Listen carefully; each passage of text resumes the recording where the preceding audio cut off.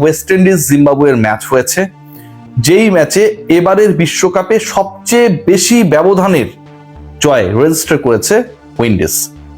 তারপরও যারা এই খেলাটা আমরা ফলো করছিলাম, যারা দেখছিলাম, মোটামুটি প্রত্যেকটা মুহূর্ত যেন অনেক বেশি এক্সাইটমেন্টে ভরা ছিল। উইন্ডিজের ব্যাটিং নিয়ে যদি বলা হয়, তারা যে স্কোরটা করেছে 254 রান, এই 254 রান টি-20 ওয়ার্ল্ড কাপের ইতিহাসে দ্বিতীয় সর্বোচ্চ স্কোর 254 রান। একটা সময় মনে হচ্ছিল যে 270 হয়ে যেতে পারে, কিন্তু শেষ পর্যন্ত 250 ক্রস করে স্কোরটা শেষ হয়েছে। যখন জিম্বাবুয়ে ব্যাট করছিল 254 চেস করে 255 করবে, জিতে যাবে, কেউ এক্সপেক্ট করেনি এই ফ্লাইং জিম্বাবুয়ে, এই মাইন্ড ব্লোয়িং জিম্বাবুয়ে আজকে সকল ইকুয়েশনকে, সমীকরণকে ভুল প্রমাণ করে দিয়ে উইন্ডিজকেও হারিয়ে দেবে। 72 ঘন্টা ময়শ্চার সমৃদ্ধ লিলি বডি ওয়াশ, শিয়া বাটারের গুডনেস স্কিন রিপেয়ার করে রাখে সফট ও গ্লোয়িং।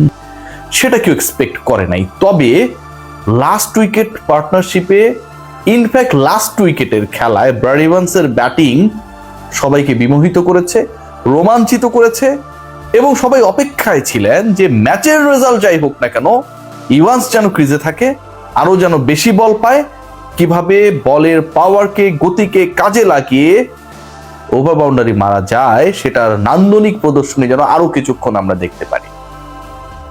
আজকের এই ম্যাচে যেই পরাজয় রেজিস্টার করেছে জিম্বাবুয়ে, সেই পরাজয়ের পরেও তারা একটা বড় থ্রেট কোন দলের জন্য? ইন্ডিয়ার এগেনস্টে। এবং যেই জয় রেজিস্টার করেছে ওয়েস্ট ইন্ডিজ এবারের বিশ্বকাপে, এটা হচ্ছে দ্বিতীয়, মানে সর্বোচ্চ ব্যবধানের জয়, এবং উইন্ডিজের ক্রিকেট ইতিহাসে টি-20-তে দ্বিতীয় সর্বোচ্চ ব্যবধানের জয় 100 রান প্লাস। সেটা এই গ্রুপের বাকি দুই দলকে ভালোভাবেই এক কথায় থ্রেট করছে। আজকের এই ম্যাচ নিয়ে আলোচনা যদি করতে চাই, আজকের ম্যাচের কয়েকটা কি পয়েন্টস রয়েছে। এক নাম্বার কি পয়েন্ট যেটা, সেটা হচ্ছে শেমরন হেটমায়ারের ব্যাটিং। খেলেছেন 34 বল, করেছেন 85 রান, ছক্কা মেরেছেন 7টা, 4 মেরেছেন 7টা, স্ট্রাইক রেট 250, 34 বলে 85, আর 3-4টা বল পেলে সেঞ্চুরি করে ফেলতে পারতেন। দেখুন, হেটমায়ার এভাবেই আলটিমেটলি পেটাবেন, এটা আমরা সবাই জানি। রবম্যান পাওয়েল 35 বলে 59 রান করেছেন 168 স্ট্রাইক রেটে। তারপরে নেমেছেন রাদারফোর্ড, মানে সিকোয়েন্সটা যদি আমি বলি, 13 বলে 31, 3টা 4, 2টা ছক্কা, স্ট্রাইক রেট 238। যেভাবে তারা ব্যাট করেছেন আর পিটিয়েছেন, লিলি হুইপশিয়া বডি ওয়াশ মেখেই যেন তারা খেলতে নেমেছেন, মনে হচ্ছিল অনেকটা তাই। কোনো ধরনের আড়ষ্টতা ছিল না, ভিন্ন পরিবেশে ময়েশ্চারের তারতম্য এই দলটাকে কোনোভাবেই ঘাবড়িয়ে দিতে পারে নাই। আলোচনার যে পয়েন্ট, সেই আলোচনার পয়েন্টটা হচ্ছে আজকের হেটমায়ারের ব্যাটিং, অথবা শেষের দিকে এই যে 44 রানের একটা পার্টনারশিপ হইলো, সেই পার্টনারশিপটা মানে দশম উইকেটে 109 রান, 103 রানের মধ্যে যখন নবম উইকেটের জিম্বাবুয়ের পতন হলো, তারপরে দলটা গিয়ে 147-এ থামলো 44 রানের পার্টনারশিপে। 44 রানের পার্টনারশিপে আই এম মেনশনিং এগেইন 21 বলে 43 করেছেন ব্রাড ইভান্স, 5টা ছক্কা, 2টা 4 মেরেছেন, স্ট্রাইক রেট 204। এই পার্টনারশিপটা টি-20 বিশ্বকাপের ইতিহাসে লাস্ট উইকেটে হাইয়েস্ট পার্টনারশিপ। অন্যদের ব্যাটিং ক্যারিশমা আমরা দেখেছি, জিম্বাবুয়ের হয়ে বিশেষ করে ব্যানেটের ব্যাটিং, সিকান্দার রাজা হার না মানা মানসিকতা, এরপরে আজকের ইভান্সের ব্যাটিংটা আমার কাছে মনে হয় প্রতিপক্ষ যারা পরবর্তী ম্যাচে এই দলটার মুখোমুখি হবে, সাউথ আফ্রিকা এবং ইন্ডিয়া, তাদের জন্য যথেষ্ট থ্রেটনিং। আজকের এই ম্যাচ ইন্ডিয়াকে গর্তে ফেলেছে, চাপে ফেলেছে, এবং আজকের এই ম্যাচ কতটা চাপে ফেলেছে সেই বিশ্লেষণটা যদি আমি করি, একদম টি-20 ওয়ার্ল্ড কাপের এই মুহূর্তের যে টেবিলটা রয়েছে, সেই টেবিলটা আপনাদের সাথে ডিসকাশন করলে জিনিসটা ক্লিয়ার হয়ে যায়।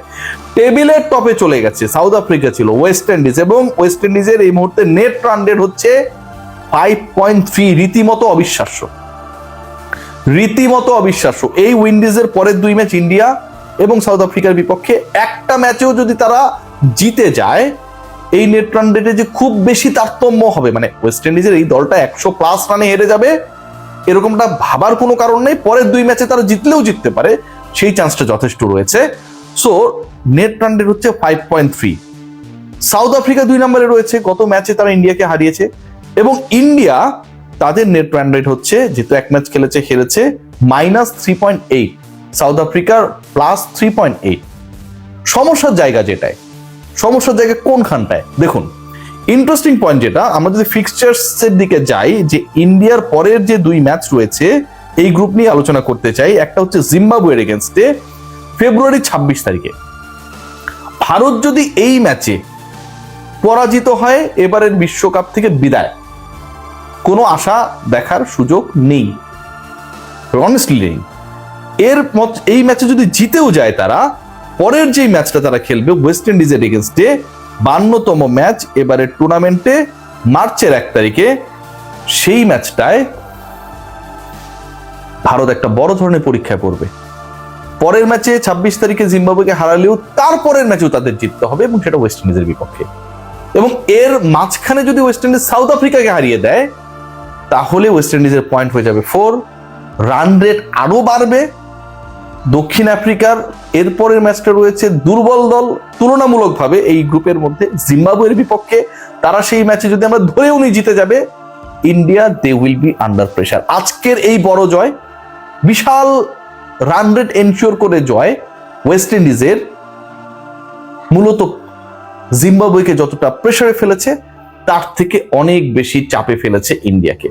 ভারত একটা ম্যাচ হেরেছে, পরের 2 ম্যাচ জিতলেও রান রেটের ইকুয়েশন আসবে, এবং সেই রান রেটের যে ইকুয়েশন, যে হিসাব নিকাশ, সেখানটায় উইন্ডিজ এন্ড সাউথ আফ্রিকা যারা সেমিফাইনালসের পথে এগিয়ে যাবার লক্ষ্যে এই মুহূর্তে শক্তিশালী অবস্থানে রয়েছেন, তারা ভাই ভয়ঙ্কর কমফোর্ট জোনে রয়েছেন, এবং একটা দল তো ইন্ডিয়াকে হারিয়েই দিয়েছে। Let's see what happen. But আজকের এই ম্যাচটা আমার কাছে মনে হয় যে যথেষ্ট আনন্দদায়ী ছিল। জিম্বাবুয়ে যেভাবে খেলেছে, প্রত্যাবর্তনের পরের জিম্বাবুয়ের যে বডি ল্যাঙ্গুয়েজ, তাতেও দেখে মনে হইতে পারে যে তারা আসলে লিলি হুইচিয়া বডি ওয়াশ ইউজ করে। সেটা যাই হোক না কেন, এন্ড অফ দ্য ডে এই আমাদের দেশীয় কোম্পানি লিলি, তারা আসলে সেই বডি ওয়াশ, হুইচিয়া বডি ওয়াশ তাদের পৌঁছে দিক আর না দিক, এন্ড অফ দ্য ডে জিম্বাবুয়ের বডি ল্যাঙ্গুয়েজও আমার কাছে মনে হয়েছে যে যথেষ্ট পজিটিভ ছিল। 255 চেস করতে গিয়ে লাস্ট উইকেটেও আমরা যেই ফাইটটা দেখেছি, পারবে না জানি, কিন্তু যে ফাইট দেখেছি, যে এক্সিকিউশন দেখেছি, যে পাওয়ার হিটিং দেখেছি, যেভাবে আলটিমেটলি পেস বোলারদের বলকে ডিল করতে দেখেছি ইভান্সকে, আমার কাছে মনে হয় এটা অনেক অনেক বেশি শিক্ষণীয়। Let's see what happen India under pressure. এবং সেই প্রেসারটা এমন ভাবে পড়েছে ঘরের মাঠে, এবার অন্তত ফাইনালে যাবার আগেই হয়তো ইন্ডিয়ার বিদায় করতে পারে। উইন্ডিজের পরের 2 ম্যাচ আপনারা সবাই জানেন, সাউথ আফ্রিকা ইন্ডিয়ার বিপক্ষে, একটা ম্যাচ জিতে গেলেই তারা অনেকটা সিকিউর হয়ে যাবে। দক্ষিণ আফ্রিকার পরের 2 ম্যাচের একটা আবার হচ্ছে জিম্বাবুয়ের বিপক্ষে, যেটা তুলনামূলকভাবে তাদের জন্য ইজিয়ার অপোনেন্ট, এবং ইন্ডিয়ার পরের 2 ম্যাচ হবে জিম্বাবুয়ে এবং উইন্ডিজের বিপক্ষে, যেখানে তাদের দুইটাই শুধু জিতলে হবে না, রান রেটও প্রপারলি ঠিক রাখতে হবে। গ্রেট কেয়ার, সবাই ভালো থাকবেন।